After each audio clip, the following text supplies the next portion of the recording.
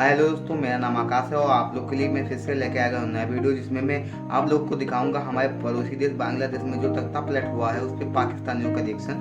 अपने देश का भी रिएक्शन हम एक न्यूज़ को जरूर करेंगे, लेकिन इस वक्त हम पाकिस्तानियों का रिएक्शन देखते हैं। भाई, हमारे से ज़्यादा हमें अपना तो ध्यान रखना चाहिए, लेकिन पड़ोसियों को भी देखते रहना चाहिए वो लोग हमारे पर क्या कमेंट कर रहे हैं। तो भाई ये वीडियो पूरी देखिएगा। अच्छा। और मैं आप लोग को ये यकीन दिलाता हूँ कि आप लोग ये वीडियो पूरी देखेंगे तो आप लोगों को अपनी सरकार पर गर्व होगा, क्योंकि अपनी सरकार मजबूत सरकार है। पूरे विश्व गुरु कहलाने वाली सरकार पूरे विश्व को संभाल के कैसे चल रही है। मतलब ये पूरी वीडियो देखने वाले भाई को ही पता चलेगा कि हमारी सरकार कितनी मजबूत है। और आप इस वीडियो को प्लीज सब्सक्राइब और लाइक करना ना भूलिए, कि आप लोगों को ये सरकार कितनी अच्छी लगी वो भी कमेंट में बताइएगा। और मिलते हैं हम वीडियो के अंत में। अस्सलाम वालेकुम। वालेकुम सलाम। सर, आपका नाम? अब्दुल कबीर। क्या करते हैं सर? मैं प्रोजेक्ट डायरेक्टर रिटायर हुआ हूँ सॉल्ट रेंज। जबरदस्त हो गया। सर, आपका नाम? अजहर शाह। और आप क्या करते हैं? मैं कॉन्ट्रैक्टर हूँ। ठीक है। आप? रेहान अली। और आप क्या करते हैं? ट्रेडर है। जबरदस्त हो गया। अच्छा, आज बात करके बड़ा अच्छा लगेगा। एक तो एक्सपीरियंस भी है, जितने भी हैं सीनियर में अच्छा। हैं। सर, टॉपिक ये है, पाकिस्तान की बात करें। ठीक है। 1947 आज 2024 अगस्त का ही महीना, मतलब ऑलमोस्ट 70 साल हो गए हैं, लेकिन डेमोक्रेसी नहीं आई। आज बांग्लादेश की बात करें, उनकी प्राइम मिनिस्टर जो कि कुछ घंटों तक प्राइम मिनिस्टर थी, अब वो प्राइम मिनिस्टर नहीं रही, अब वो इंडिया चली गई और इंडिया से शक खबरें हैं कि आगे लंदन जाएंगी क्योंकि उनकी हुकूमत खत्म हो गई है। हाँ, ठीक है। क्या कहना चाहेंगे सबसे पहले तो बांग्लादेश के हवाले से? क्या पाकिस्तान के नक्शे कदम पे चल पड़ा है? वहाँ पे भी मतलब 5 साल 10 साल 15 साल डेमोक्रेसी, फिर जो उनका डिक्टेटरशिप, फिर डेमोक्रेसी, फिर डिक्टेटरशिप। नहीं, इस तरह नहीं है। अच्छा। उनकी जो तहरीक है वो सिर्फ जज्बाती नहीं है, अच्छा, बल्कि उसमें लॉजिक भी है। ठीक है। तो इसलिए आप वो तहरीकें गुमराह होती भी हैं और करती भी हैं जिनमें पीछे लॉजिक कोई नहीं होता। ठीक है। सिर्फ किसी स्लोगन पे चल पड़े, हम गुलाम नहीं है या हम गुलाम है, ये कोई खाली नारा हो। लेकिन बांग्लादेश में जो स्टूडेंट्स ने प्रोटेस्ट स्टार्ट किया, उसकी रीजन ये थी कि भाई आपने जो सीटें हैं, मतलब गवर्नमेंट जॉब्स के लिए कोटा पे है, उसे खत्म किया उसका ये था कि जितने भी एंटी पाकिस्तान थे, जो पाकिस्तान के खिलाफ लड़े, ठीक है, आज़ादी 71 उनका गवर्नमेंट ने कोटा रखा हुआ था कि हाँ भाई इनको प्रायोरिटी दी जाएगी। वो मेरिट से हटके वो सीटें ले जाते थे, मेरिट वाले रह जाते थे। वो कहते जी मेरिट की कोटा की कोई मुद्दत होती है। अब कितने कतर का ये चल रहा है, आप इसे खत्म करें, आप मेरिट पे आने दें लोगों को। ये बुनियादी ये तहरीक थी। उस पर जब वो जुल्म हुआ सरकार की तरफ से, 100 से ज्यादा लोगों की वहाँ पे जाने गई हैं, एक ऑलमोस्ट जो खबरें देखने में आ रही हैं। अच्छा सर, एक चीज ये भी है, कुछ मतलब इंटरनेशनल मीडिया में ये भी कहा जा रहा है कि ये अमेरिका की इन्वॉल्वमेंट और कुछ चाइना की इन्वॉल्वमेंट है, जिसकी वजह से ये बांग्लादेश में सारी सिचुएशन बनी है। बात यह कि ये जो बड़े हैं, चाइना हुआ, रशिया हुआ, अमेरिका, ये तो हर जगह अपनी तारें हिलाते हैं ना, अपनी मर्जी। जो खिता है यहाँ पे प्रॉपर डेमोक्रेसी क्यों नहीं आ रही? इंडिया में देखते हैं वहाँ पे आज तक कुछ ऐसा नहीं हुआ, मतलब। और लेकिन पाकिस्तान हो गया, बांग्लादेश या इंडिया से और भी जितने जो एरियाज अलग हुए, अपनी लेफ्ट स्टेट बनी, कंट्रीज बनी, वो सब में कहीं ना कोई इश्यूज चल रहे हैं। नहीं, इंडिया में ये मसला है कि इंडिया में फौज को पहले दिन से ही उन्होंने अपनी बैरक्स में रखा। ठीक है।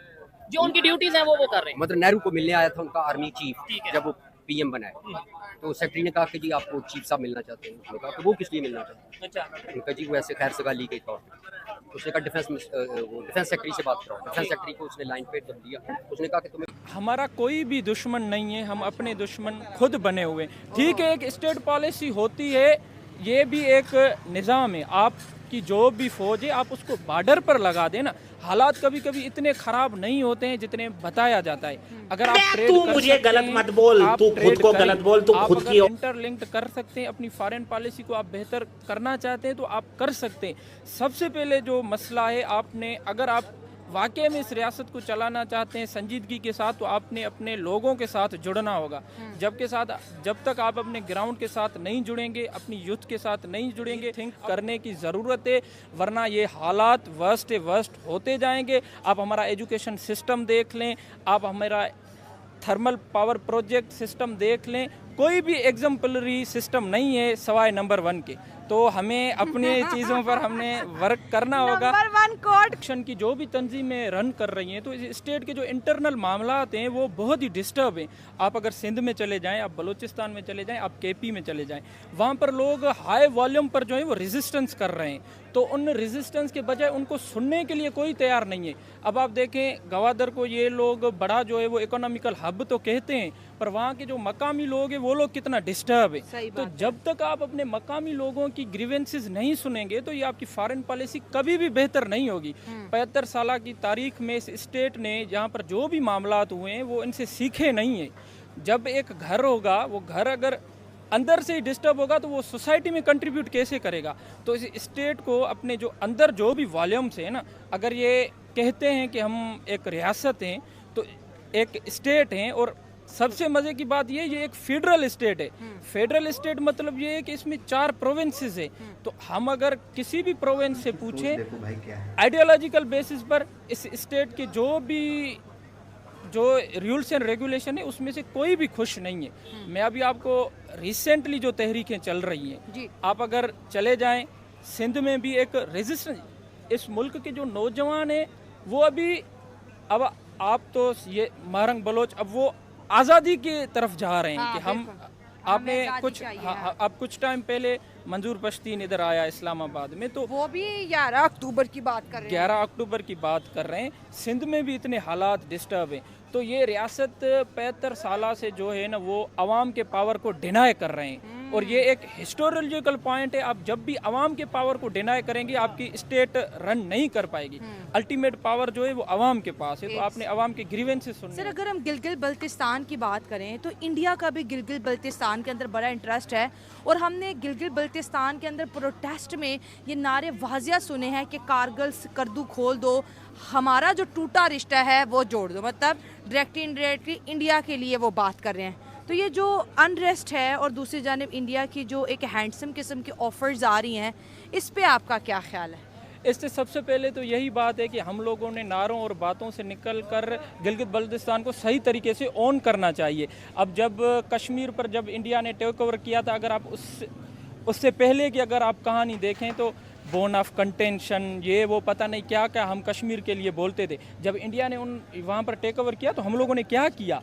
हकीकत ये है कि हम लोग कुछ नहीं कर सकते। इंडिया ने क्या टेक ओवर किया था वो तो राजा ने खुद लिख के दे दिया ना कि हमें इंडिया आर्मी की सिक्योरिटी चाहिए। तो हम लोगों ने उस चीज़ को सीरियस नहीं लिया ना। यही चीज़ अब गिलगित बल्तिस्तान में हो रही है कि जब तक हमारी गवर्नमेंट इस इशू को सीरियस नहीं लेगी तो फिर से ये पुराने हालात हो जाएंगे, जैसे बांग्लादेश हमसे दूर चला गया, जैसे अभी कश्मीर का इशू हो रहा है। तो यही बात है कि इस स्टेट ने इन चीज़ों को सीरियस लेना होगा, अपने इंटरनल इशूज़ को, अपने लोगों की राय को अहमियत देनी होगी। नहीं तो वो भी दिन दूर नहीं है कि इस स्टेट से अपने जो है वही अपने जो फैक्टर्स है, अपने जो फेडरेशन है वो और दूरी बढ़ती जाएगी। मतलब जिन जिन चीजों को हम इग्नोर करेंगे इंडिया उसमें इंटरेस्ट डालेगा। जाहिर सी बात है इंडिया या कोई और भी जो भी स्टेट है, इंडिया तो जाहिर सी बात है आप इन्फ्लुएंस तो आएगा ना, जब आपके लोग आपसे बागी होंगे तो खुद इंडिया को बुलाएंगे, दूसरी कुव्वत उन पर हाथ रखेगी ना। तो ये तो इन्फ्लुएंस चलता रहता है, ये तो पॉलिसीज का हिस्सा है, आप इसको पॉलिसी से नहीं निकाल सकते ना। या तो आप इतना खुद स्ट्रांग बने कि कोई आपके मुल्क में नहीं आ सके। क्या बात है। आपने बहुत अच्छी बात की कि अवाम को जब तक हुकूमत इज्जत नहीं देगी, ये हुकूमत कोई भी हो इसका चलना जो है इम्पॉसिबल है। अगर हम यहाँ पर इंडिया और चाइना की बात करें, इंडिया और चाइना के 2020 से ताल्लुकात अच्छे नहीं हैं। आज इंडिया और चाइना एक दूसरे से दोस्ती कर रहे हैं, आज वो हाथ बढ़ा रहे हैं। आज जो उन्होंने चाइना की डायरेक्ट इन्वेस्टमेंट अपने मुल्क के अंदर बैन की हुई थी, आज वो उसको ओपन कर रहे हैं, उनको वीज़ाज़ की तरफ लेके आ रहे हैं। तो इंडिया और चाइना की ट्रेड, इंडिया को पता है कि अगर मैंने मुल्क के अंदर गुर्बत ख़त्म करनी है तो मुझे ट्रेड करनी है, मुझे दोस्तियाँ बढ़ानी, मुझे दुश्मनियाँ नहीं बढ़ानी।